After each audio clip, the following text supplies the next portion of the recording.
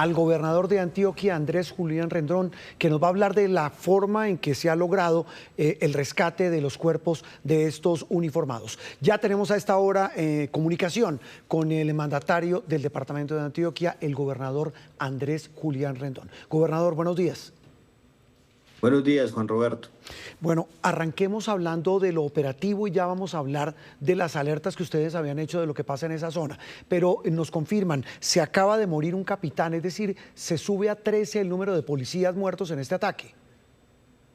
Así es, Juan Roberto. A las 11:30 de la mañana al día de ayer teníamos 6 muertos, 11 heridos. Hoy el saldo lamentable es de 13 muertos, 3 heridos. Nosotros no entendemos cómo la fuerza pública tardó tanto para llegar allí, para recuperar los muertos de los uniformados, para rescatar a los heridos. Nosotros no comprendemos cómo 30 bandidos, que es lo que presumimos están delinquiendo allí, nos puso en jaque durante tanto tiempo, al lleno de las capacidades de la fuerza pública en su conjunto.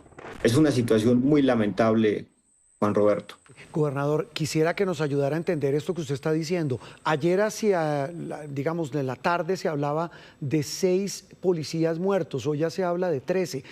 ¿Ustedes tienen información de que varios de los uniformados murieron después del ataque? Es decir, ¿estaban heridos en la zona y no fueron rescatados a tiempo? Sí es, Juan Roberto. Es que el hecho comenzó a ser noticia más o menos a eso de las 10 de la mañana. A las 11:30 de la mañana nos reportan que el grupo de radicadores de la Policía Nacional que estaba en la zona había sido evacuado por un helicóptero de la Policía Nacional y que ese helicóptero había sido afectado vía un dron, a través de un dron, lo que propinó finalmente su caída. Y nosotros tuvimos entonces noticia muy rápidamente que esos dos hechos de terror tenían un saldo de 6 muertos, 11 heridos. Pero como tardamos casi 24 horas, la fuerza pública tardó casi 24 horas en llegar al sitio, incluso recientemente usted lo acaba de anotar, el capitán que se mantuvo con vida hasta que fue trasladado, pues finalmente falleció. Una larga noche en la que tuvo que esperar él y otros 3 compañeros sin que llegara allí el ejército, la policía, la fuerza aérea.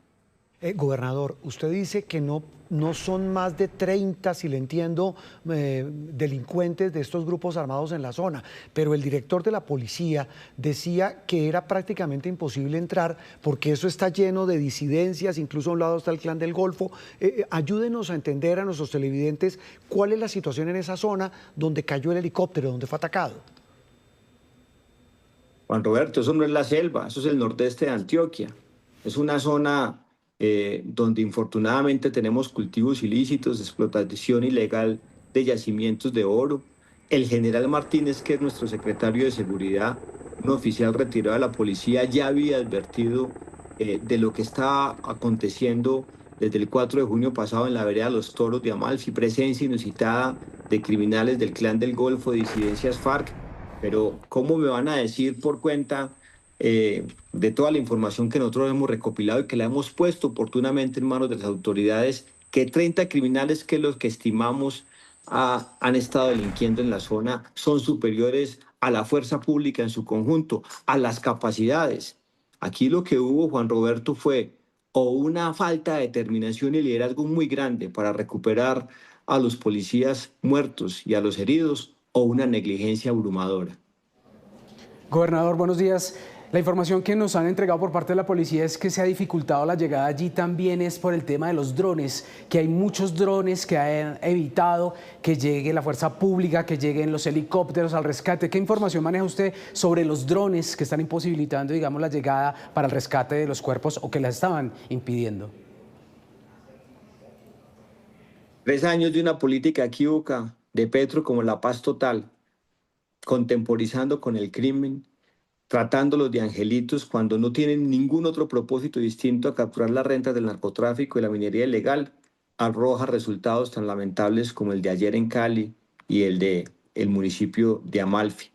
Bandidos popochos de plata, estrenando uniforme, última tecnología y una fuerza pública arrinconada, a la deriva, sin liderazgo y sin las dotaciones necesarias. Nosotros aquí hemos querido hacer lo que podemos con la tasa de seguridad, dándole lo requerido a nuestros soldados y policías para que puedan protegerse ellos, encarar de mejor manera el crimen y el delito. Pero además unas discusiones ideológicas sin ningún sentido.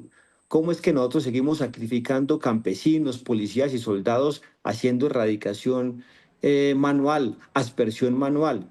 ¿Cómo es que nosotros no volvemos a la política que fue exitosa para quebrarle el espinazo a la coca como fue la aspersión aérea?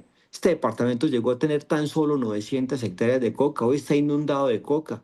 Municipios que habían sido declarados libres de coca, hoy son enclaves cocaleros, en el norte, en el nordeste del departamento. Todo para enriquecer a estos criminales. Nosotros realmente ya no le pedimos al gobierno nacional que tome cartas en el asunto, lo único que esperamos es que este gobierno se vaya pronto. Ojalá Petro despierte el letargo en el que está y renuncie, porque no le gusta gobernar, no le gusta ocuparse de las situaciones difíciles que aquejan a los colombianos.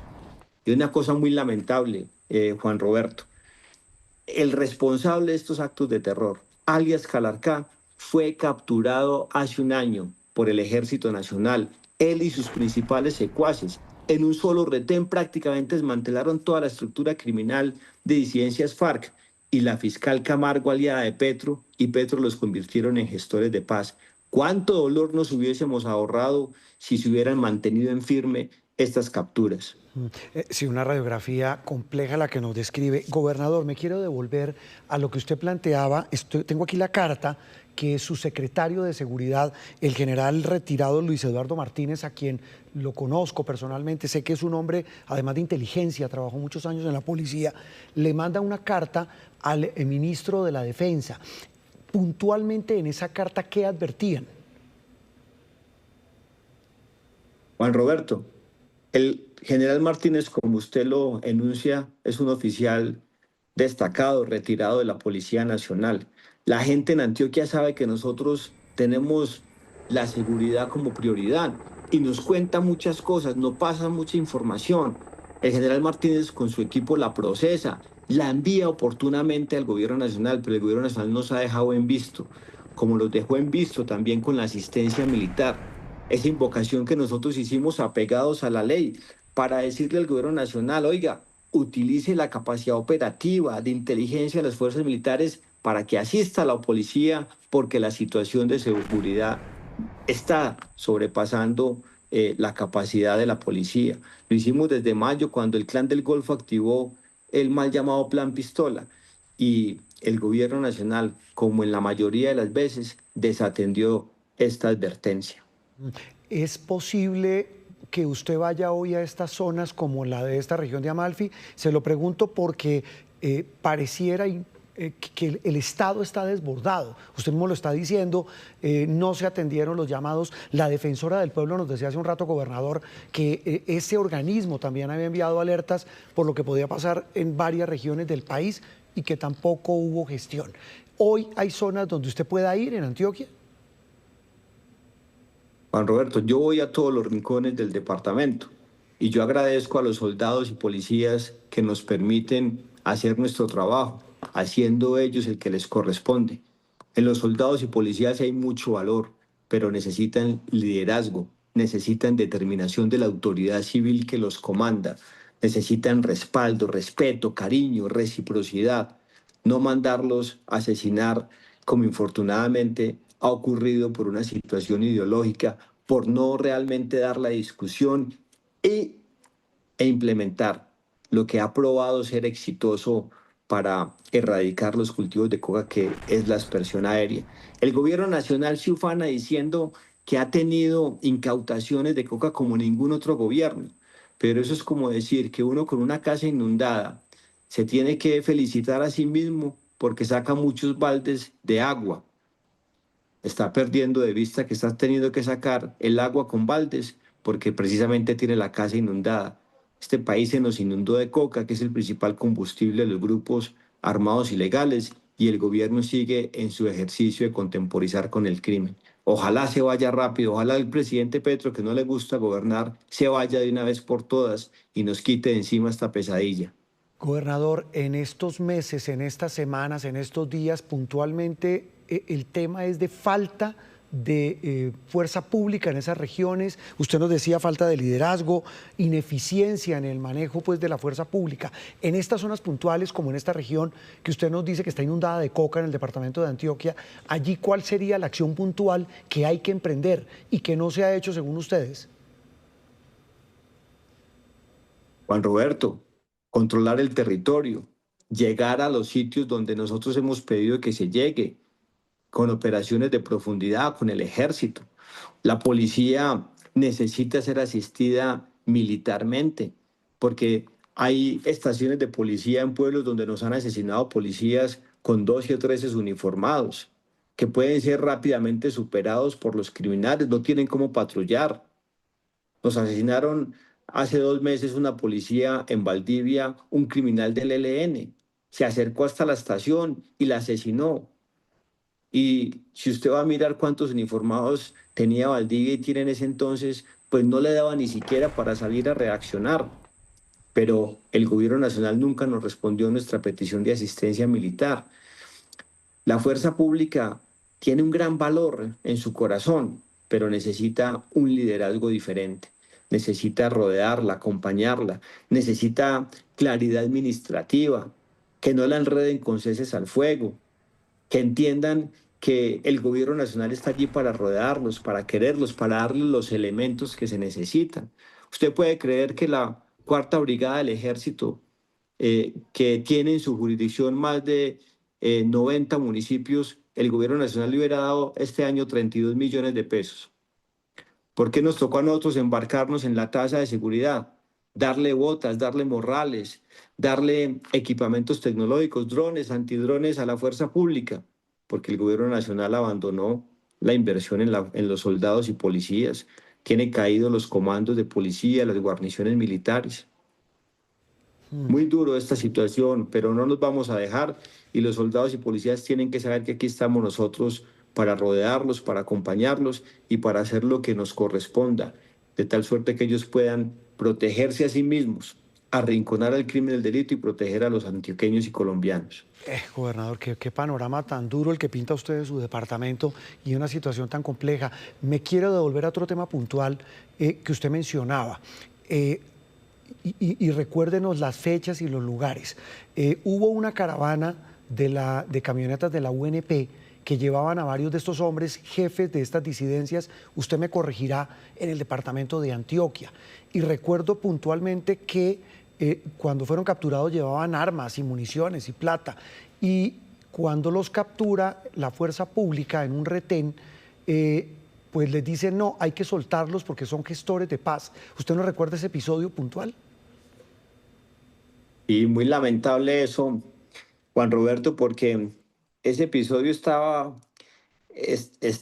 dado para que el Estado, con un solo retén que hizo el ejército y la acción posterior de la fiscalía, hubiese desmantelado al principal actor terrorista y criminal que tiene hoy Colombia, responsable de asesinar uniformados en el Guaviare, del acto terrorista ayer en Cali, de esta situación tan lamentable en el nordeste de Antioquia. Allí se capturó a alias Calarcá, a alias Firu, a alias Ramiro, cabecillas del Frente 18 y 36 de disidencias FARC, su gran cabecilla alias Calarcá, su compañera sentimental, con armamento, con dinero, y la fiscal Camargo y el presidente Petro deciden convertirlos en su mayoría como gestores de paz. Hay incluso información que nosotros hemos recopilado, donde están incluso los de el Frente 18 de disidencias FARC, también aliándose con alias Mordisco para exacerbar mucho más la situación de inseguridad que tiene hoy el departamento de Antioquia. Este gobierno le ha dado tratamiento de angelitos a los criminales. Les tiene casi un temor reverencial. No entendemos por qué esa complacencia con disidencias FARC a pesar de todo el daño que le ha causado al país. Yo no sé qué es lo que saben los de disidencias FARC frente al gobierno y sus aliados como la fiscal Camargo que los tratan de esa manera. Gobernador, ¿y sabe también cuál es la otra gran preocupación? Hablábamos anoche con el procurador del tema, y es que vienen elecciones. ¿Cómo va a ser el panorama, como usted lo pinta en el caso puntual de su departamento, para el desarrollo de esas elecciones con semejante panorama de orden público? Pues aquí tenemos que imponernos, tenemos que buscar darle el apoyo logístico que requiera nuestra fuerza pública para que pueda garantizar el desarrollo del proceso electoral. Estoy seguro que ellos, una vez nos listen lo que requieren y nosotros podamos disponerlo, podrán habilitarle a muchos antioqueños que puedan votar en todos los rincones. A todos los antioqueños que deseen votar, estoy seguro que llegarán allí con el material electoral. Ahora, de cara a las elecciones, tenemos una situación muy lamentable, que me da pena tener que hablar de este caso nuestro. Es la disposición del gobierno nacional y de sus aliados como la fiscal Camargo de arrinconar a la oposición democrática en la que yo me cuento. Este gobierno, no solo con el odio que ha sembrado, ha desencadenado situaciones tan lamentables como la de Miguel Uribe, sino que además sigue a pie juntillas el libreto de Venezuela, de cercenar la vida de la oposición democrática a través de acción o de omisión y de encarcelar a la oposición. Si no, fíjese usted, ¿qué pasaría si a mí me roban la libertad, Juan Roberto? Petro podría nombrar un gobernador de bolsillo muy útil para sus propósitos electorales de 2026 en un departamento que ha sido la contención a sus nefastas políticas. Gobernador, usted se refiere puntualmente a la investigación que le adelanta la Fiscalía. Me corregirá usted que es por un tema de un lote que se compró cuando usted era alcalde del municipio de Río Negro. ¿Usted se refiere a eso? ¿Usted cree que lo van a meter preso por eso? Me quieren meter preso, me quieren robar la libertad por haber construido 2 centros de atención inmediata para la Policía Nacional en un sitio peligroso, en un barrio turístico, donde no se ha perdido un peso, de contratos liquidados hace más de 6 años y donde la Fiscalía ha adelantado no solo una actividad investigativa inusitada, ha chuzado mis teléfonos de colaboradores míos. No entiendo con qué pretensión, sabiendo que buena parte del material probatorio que pudieran recopilar para liquidar definitivamente ese proceso, lo podían haber hecho con pruebas documentales. Llevo intervenidas mis líneas desde hace más de 2 meses, casi 3. No sabemos con qué intenciones por parte de la Fiscalía. O bueno, sí lo sabemos. Un plan que les ha costado consumarlo, pero que lo tienen, sacarme el camino para entregarle a Petro un gobernador de bolsillo. Usted habla de consideraciones políticas, gobernador, pero hablemos de la institucionalidad. En medio de toda esta situación, ¿usted ha podido, yo no sé si semanas, meses o días, tener algún contacto con el gobierno nacional para puntualmente enfrentar lo que está pasando en Antioquia con el orden público?